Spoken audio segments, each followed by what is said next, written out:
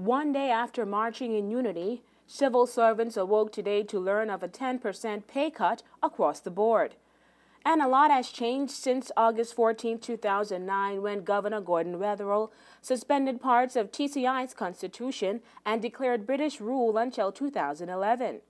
One of the many changes and fears were job cuts in the civil service and salary reductions. But in an earlier interview with former Chief Executive Martin Stanley, he said civil servants, ironically, needed an increase in salary. I don't have any kind of major changes like that in mind, I have to say. I think that the truth is there are many areas where I think public servants are probably underpaid, frankly. Certainly areas where they're understaffed, and we have to build and support those areas and those people.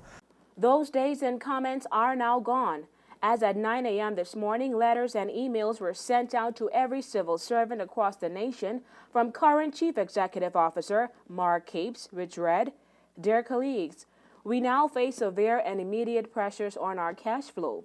We are working to repair the damage done and reach agreement for the loan to proceed.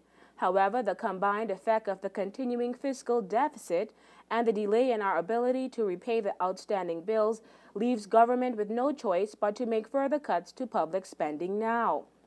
Whilst every effort is being made to explore the few remaining options left open, such as reducing the cost of rent paid for government offices, we have reached the point where we must apply cuts to public service staff salaries and wages. Clearly, that is a decision we would wish to have avoided, especially in the knowledge that some of you are already struggling to meet your financial commitments.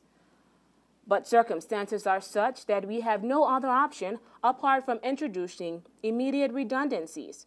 As head of the public service, I much regret that government has had to adopt this course of action, and that we have had to do so without having had the time available to discuss the detail with you. Nevertheless, I am sure you will agree that a cut in pay is preferable to making widespread redundancies across the whole public service, which would have been the only alternative.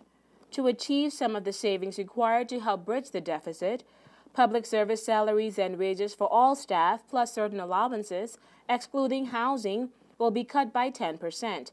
It will take effect for wage earners on 16 April and for salaried staff at the end of the month.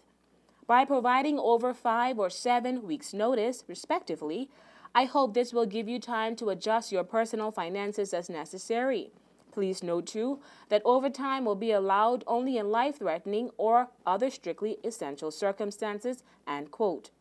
Part of the reasoning given by the Office of the Chief Executive is, quote, from media reports that towards the end of last month, a day or so before the loan facility was to be signed, details of the loan were leaked and subsequently published. This irresponsible action has undermined our capacity to negotiate with potential investors for the current and any future loan and impacted our efforts to close the deal in February, end quote. News 4 will continue to investigate. For WIV4 News, I'm Takara Bain.